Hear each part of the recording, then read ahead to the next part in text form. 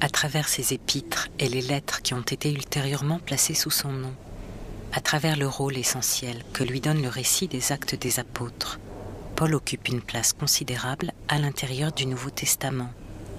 Après Jésus, il est l'autre grand homme de la littérature chrétienne, si grand que pour certains, bien plus que Jésus, il peut être considéré comme le véritable fondateur du christianisme.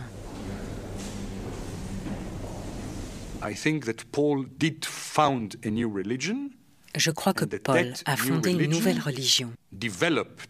C'est cette religion qui s'est développée dans les décennies, dans les siècles qui ont suivi, et qui peut-être était dès le début du IIe siècle le christianisme. Si on décide que le christianisme ne devient une religion que lorsqu'il dispose de ces textes,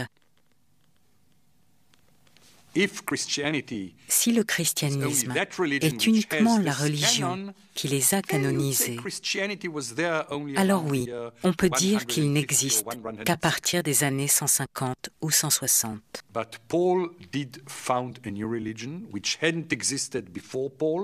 Mais c'est Paul qui a fondé cette nouvelle religion. Ce n'est pas Jésus, ou Jacques, ou Pierre. Paul était le premier, bien avant Jean, l'auteur du 4e évangile, à en jeter les bases, non seulement en théorie, mais aussi en pratique.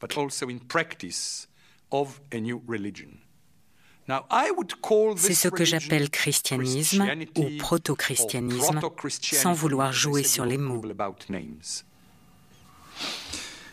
On a soupçonné, on continue toujours de soupçonner Paul d'avoir inventé le christianisme, n'est-ce pas?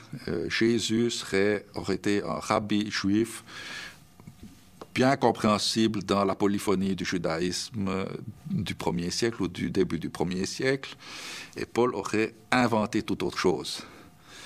Je n'en crois rien du tout. Beaucoup de Juifs aimeraient croire qu'il y a une énorme différence entre la religion de Jésus et celle de Paul, et conclure que Jésus était l'un des nôtres, tandis que Paul ne l'était pas. Paul était un Juif de la diaspora hellénistique, avec toutes sortes d'idées bizarres, et donc la religion chrétienne n'est pas la religion de Jésus. Ainsi, les Juifs marquent des points dans la compétition. En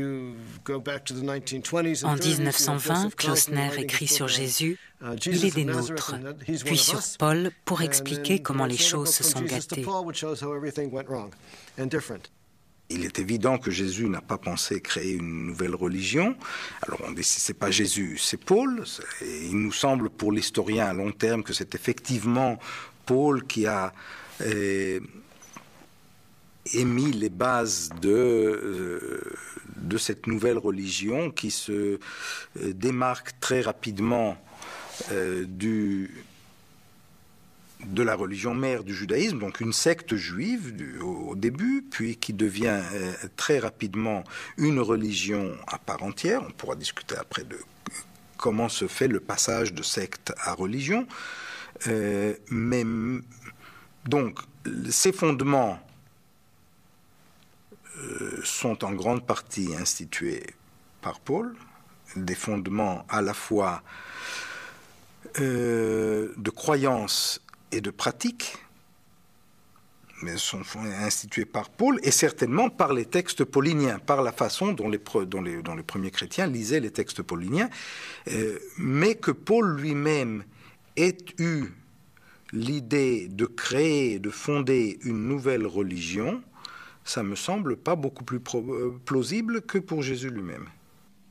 Il se trouve que historiquement, la forme de christianisme qui va s'imposer est une forme de christianisme qui emprunte beaucoup à Paul et un peu à Pierre. Donc, effectivement, Paul a marqué d'une façon incommensurable la forme de christianisme qui va triompher dans l'histoire. Puis, deuxième affirmation, au moment où on peut parler véritablement christianisme, c'est-à-dire à partir du début du IIe siècle, c'est à ce moment-là que on se saisit de la figure de Paul pour formuler cette identité chrétienne. Dit autrement, c'est au moment où le christianisme s'invente qu'on cherche un inventeur. Ça veut dire quoi, inventeur? Ça veut dire quoi? L'inventeur, le fondateur, de quoi? C'est une question. Alors, inventeur du christianisme, c'est quoi le christianisme? C'est inventeur de la foi en Jésus, le Christ. C'est en Jésus le Messie, en Jésus qui est mort et ressuscité pour le salut du monde. Est-ce que ça veut dire christianisme, justement, c'est-à-dire cette catégorie-là, inconnue jusqu'à présent, des chrétiens qui sont chrétiens au sens où ils ne sont pas juifs, c'est-à-dire de ces gentils qui vont recevoir la foi en Christ?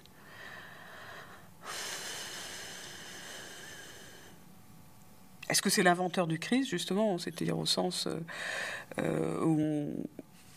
où ce serait lui qui aurait inventé cette profession de foi, Jésus le Christ? Je crois que c'est quand même assez difficile à dire. Je ne crois pas du tout que Paul soit l'inventeur du christianisme.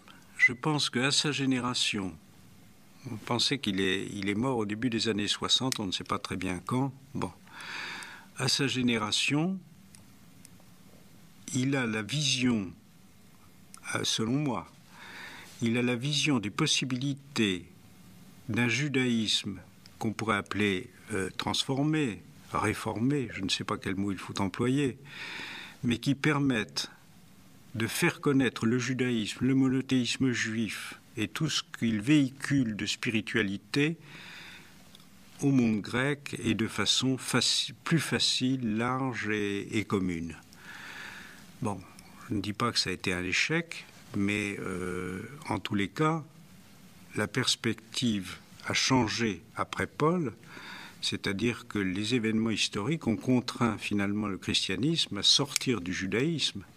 Mais je pense que Paul a été beaucoup plus un transformateur du judaïsme, non pas un traître au judaïsme comme on le dit, non, je crois que ayant la vision qu'il avait comme juif de la diaspora des possibilités du judaïsme dans le monde romain, c'est à cela qu'il a pensé.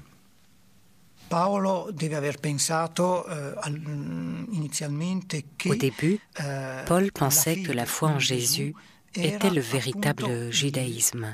Il vero giudaismo, diciamo, cioè Pour lui, c'était la continuation de la religion d'Israël. Dans l'Épître aux Galates, Paul met en opposition le judaïsmos, c'est-à-dire le zèle pour la loi, le respect strict des observances qui sont partie intégrante de sa foi première, et la foi en Jésus qu'il développera par la suite. Toutefois, Paul ne pense pas que la foi en Jésus l'expulse du judaïsme.